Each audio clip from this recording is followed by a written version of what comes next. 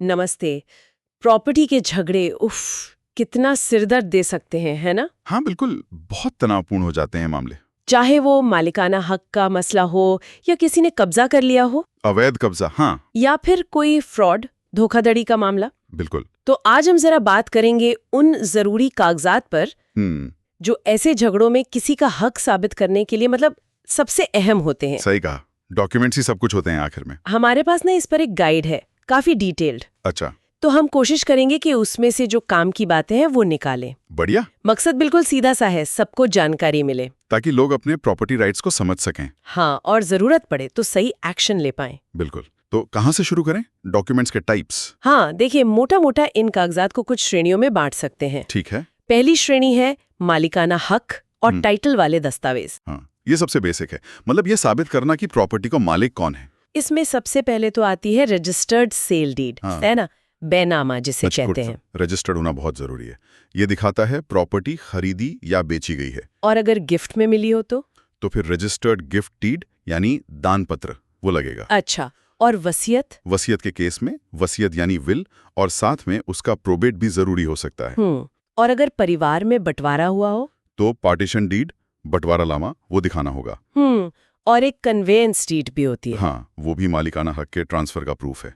हाँ। तो ये सब दिखाते हैं कि प्रॉपर्टी कैसे और किसको मिली। सही बात है, बिना रजिस्टर्ड गिफ्ट डीड के कोई कैसे मानेगा कि गिफ्ट मिली थी। एग्जैक्टली।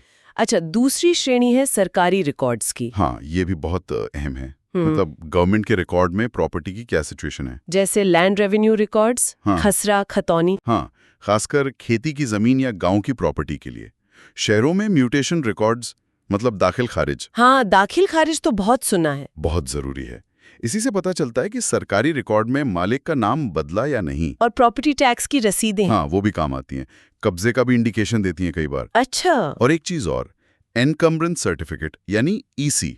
ईसी वो क्या होता है? वो ये बताता है कि प्रॉपर्टी पर कोई लोन, कोई मॉर्गेज या कोई कानूनी अड़चन तो नहीं है। ओहो, ये तो बहुत जरूरी हुआ फिर। बिल्कुल, खरीदने से पहले जरूर चेक करना चाहिए। ठीक है, तो तीसरी कैटेगरी है कब्जे और इस्तेमाल से जुड़े कागजात की। हाँ, पोजेशन रिलेटेड डॉक्यूमेंट्स। ये दिखाते हैं कि प्रॉपर्टी असल में किसके कब्जे में थी और उसका इस्तेमाल सही तरीके से हो रहा था या नहीं। बिल्कुल, जैसे लीज या रेंट एग्रीमेंट, मतलब किरायानामा। ये तो किराएदार मकान मालिक के झगड़ों में बहुत काम आता होगा। हाँ, सबसे ज्यादा वहीं। फिर बिजली, पानी, गैस के बिल्स। अच्छा, बिल्स भी? हाँ, क्योंकि उनसे पता चलता है कि उस पते पर कौन रह रहा था, कौन इस्तेमाल कर रहा था जगह को। सही। और सोसाइटी मेंटेनेंस रिकॉर्ड्स? वो भी, अगर अपार्टमेंट्स या सोसाइटी का मामला है तो। समझ गई। अब चौथी श्रेणी, जो प्रॉपर्टी का लेन देन हुआ उससे जुड़े कागजात। हाँ, ट्रांजैक्शन रिलेटेड। ये साबित करते हैं कि सौदा कानूनी तौर पर ठीक था या नहीं।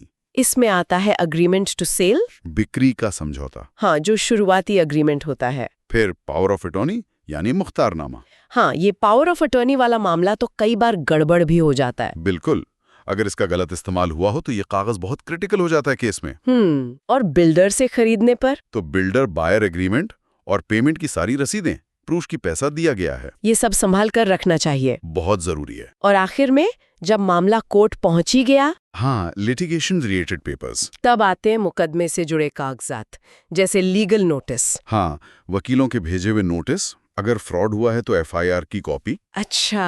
और अगर पहले भी कोई कोर्ट केस हुआ है उसी प्रॉपर्टी पर तो उसके पुराने फैसले। और स्टे ऑर्डर। हाँ, अगर कोर्ट ने कोई रोक लगाई है प्रॉपर्टी पर तो वो स्टे ऑर्डर भी एक अहम दस्तावेज है। तो मतलब बात साफ है, किसी भी प्रॉपर्टी विवाद में सही कागजात होना ही आपकी सबसे बड़ी ताकत है। हाँ, ये दस्तावेज ही आपकी ढाल है, आपके हक का सबूत। बिल्कुल। वो जो गाइड आप बता रही थी उसमें शायद चेकलिस्ट भी होगी। हाँ, उसमें एक फाइनल चेकलिस्ट भी है, ये पक्का करने के लिए कि सारे जरूरी कागज तैयार हों। बहुत अच्छा, ये काफी मददगार हो सकती है। तो संक्षेप में कहें तो प्रॉपर्टी के झगड़ों से बचने या लड़ने के लिए सही कागजात की जानकारी और उनको संभाल कर रखना, ये पहला और सबसे जरूरी कदम है। बिल्कुल। यहाँ एक बात सोचने वाली है। क्या हमारे पास अपने प्रॉपर्टी से जुड़े सारे जरूरी कागजात सही जगह पर हैं, अपडेटेड हैं, सुरक्षित हैं? ये बहुत जरूरी सवाल है, अक्सर लोग ध्यान नहीं देते। हाँ, क्योंकि झगड़ा शुरू होने से पहले की तैयारी ही शायद सबसे बड़ा बचाव साबित होती है। बिल्कुल सही बात। Prevention is better than cure, जैसा कहते हैं। सही। तो अगली बार तक इस पर जरूर सोचें।